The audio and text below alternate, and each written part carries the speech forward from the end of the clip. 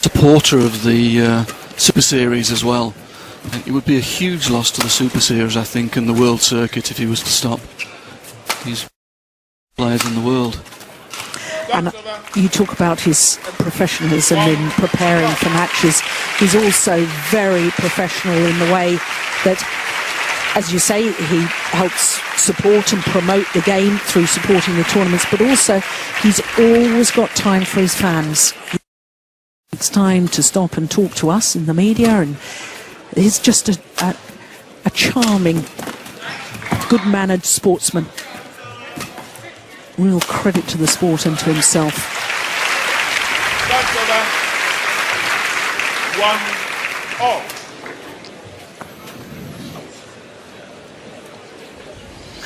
Well, certainly is getting faster and faster, isn't it? 2:55. He's warming up. 158 miles per hour. Puts a few tennis players to shame, doesn't it?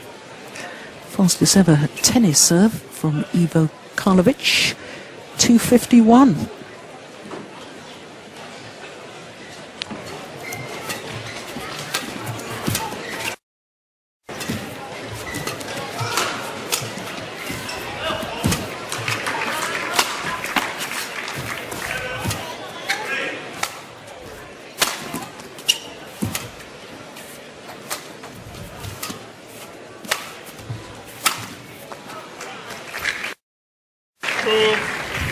And this, of course, is problems for all of Lee Chong-wei's opponents. You start to think, how on earth do I get my opponent out of position? How do I create a gap in the court that I can hit my winner into? Because Lee Chong-wei's court coverage is just so quick and so efficient.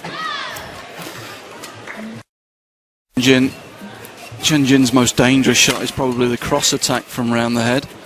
He hits a good downward angle from round the head. But the problem here is that Lee Chong-wei's seeing it so early, he's reading it now. He's reading all the shots of Chen Jin from the rear court. And that's putting even more pressure on Chen.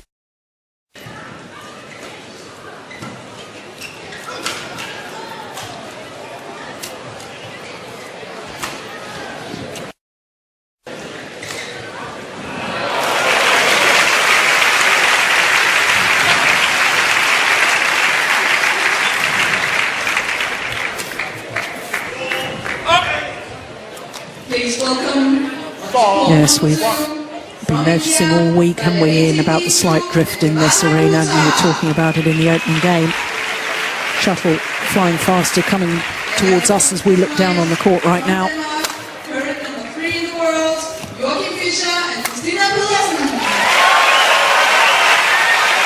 Well, it's called good. Lee Chong-wei wasn't the call. It'll be interesting to see. You don't see Lee Chong-wei hesitate with many line calls.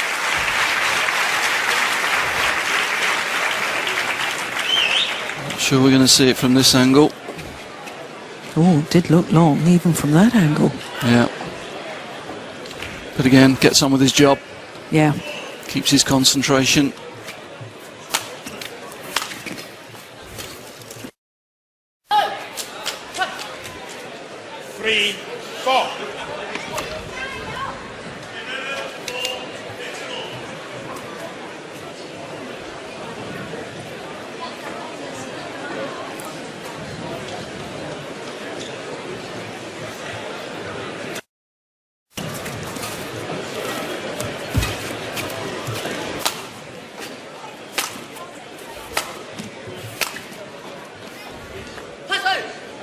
That's a good clear from Chen Jin. Found the line.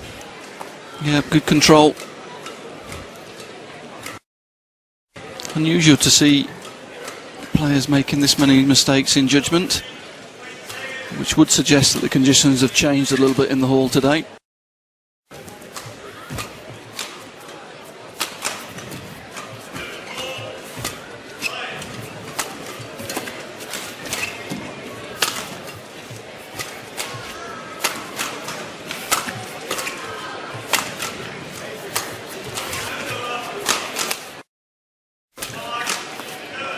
Just wide. That's over.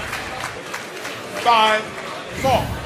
Do you think Chen Jin has got to try and more moves in this match? Do you think he needs to take command of the rallies, or is that just so alien to his natural style of play that it's not a good idea anyway? No, I think he's got to be true to his own style and hope that Chong Wei has a slight dip in form or makes 1 or 2 errors. I think he's just got to keep the intensity as high as he can, keep working and just hope for a slight lapse in concentration to get himself into the game. And he's doing that well. I mean, he was 1-4 down, got himself back to 4-all. It's a clever smash from Lee Chong Wei. Hit so many angles and down the line. That time switching his opponent.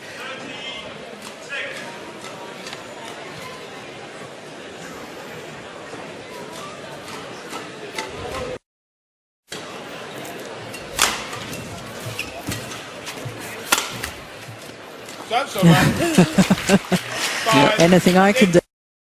He obviously liked that tactic. Thought, I'll give that one a go. Good centre smash, good shock attack to the body. It's interesting with Chen Jin.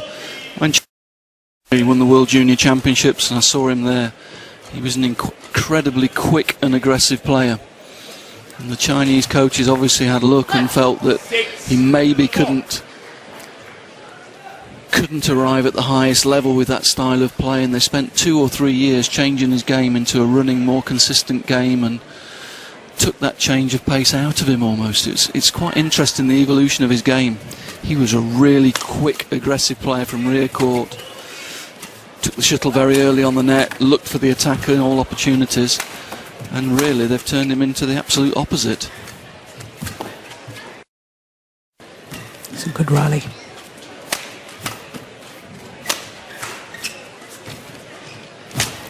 And short.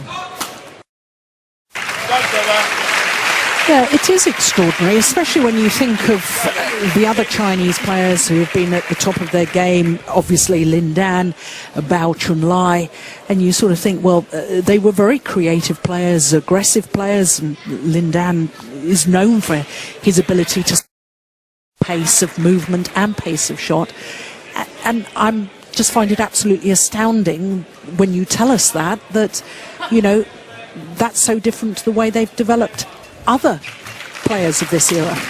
Yeah, maybe they wanted another style of player to counter what other countries were doing. I don't know. You still see it with Chen Jin, that in defence he is incredibly quick, but he uses it to respond to his opponent. He uses it to counter his opponent's shots rather than using it to take the initiative. When he's got the initiative, he plays at one pace, but we can see in defence he's got the ability to go very quickly, but he doesn't use it in a positive sense. It's quite interesting. It's very interesting, and you know, I mean, you and I have talked about the fact that Lin Dan is not as explosive and aggressive as he used to be. It's his playing his past his prime, far from it. But now that they've got Xia Zhangzhe involved as the coaching, he was very much a physical player and a runner, and I wonder if he's also had an effect in that his style of play is coming through in his coaching style of the play. Yeah, it's a good point. Yeah, and I think you put your finger on it earlier on, that when Chen Jin arrived, they'd got probably Lin Dan and to their peak, the peak of their careers, both very aggressive, strong, attacking style players, and maybe they wanted to develop a more defensive type player just to counter anything that other countries came up with. I don't know. It's been very interesting watching the evolution, going from junior world champion to senior world champion. As I say, junior world champion as a flying, attacking, aggressive player, to winning the world championships as a pure counter puncher, really. In fact, he won 2 junior world championships, didn't he, when it was a biannual event? So he won in 2002 and 2004.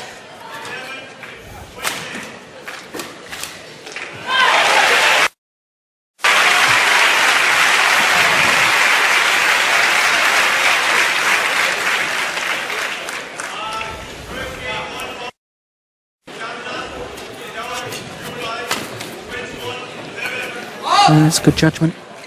That's over. 9.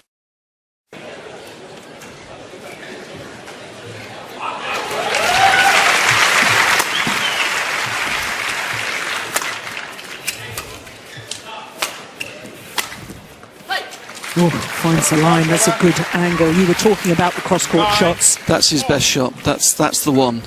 That's the one attacking shot that he hurts top players with. He gets round it very quickly, brings it down very steeply. Good shot. Certainly round the head corner than he is from the forehand corner.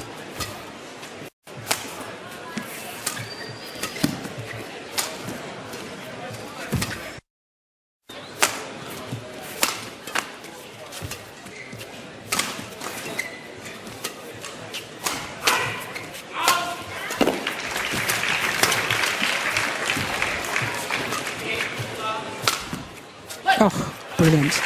Well, Lee Chong-wei doesn't like the call. I have to say, we're looking straight down that line, and I thought that was perfect. Yeah, that was good. That was on the line. We're in a great position. Fastest smash of the match so far. And that's hard for Chen Jin. That's a quick smash for him. He put a lot into that.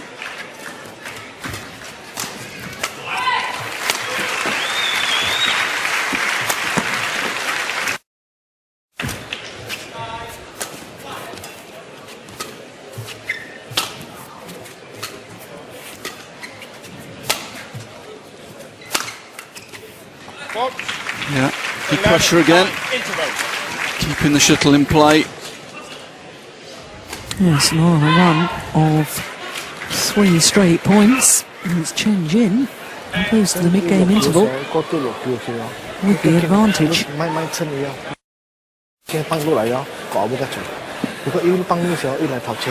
Yeah, I would imagine the coaching here is that Chong-wei is just playing at one pace. In the first game he was changing the pace, mixing up the attack, playing 1 or 2 rallies, then changing up and going for the quicker attack. And here he's just got caught on one pace a little bit. He's been drawn into Chen Jin's rhythm, and he's playing a pace that suits his opponent at the moment. He probably just needs to use a little bit more change in pace.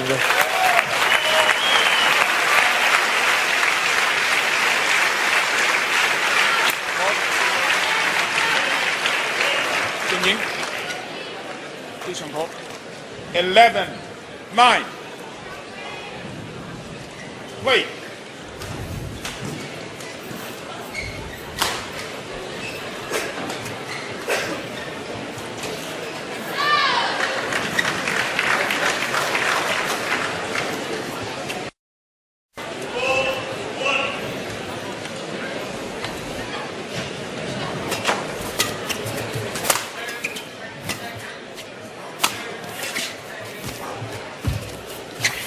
That's over. 10. It was a very good net shot from Lee Chong-wei. And once again, he was absolutely ready to pounce, wasn't he? I think that was the problem. I think Chen Jin sensed that Chong-wei was there, just narrowed his margins down a little bit and made the error.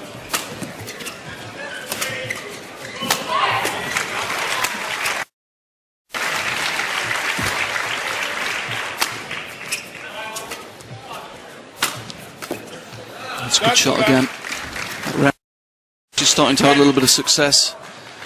He's won once or twice with the cross attack, and now he's had a bit of success straight as well. Chong-wei just has to be a little bit careful pushing up to that corner.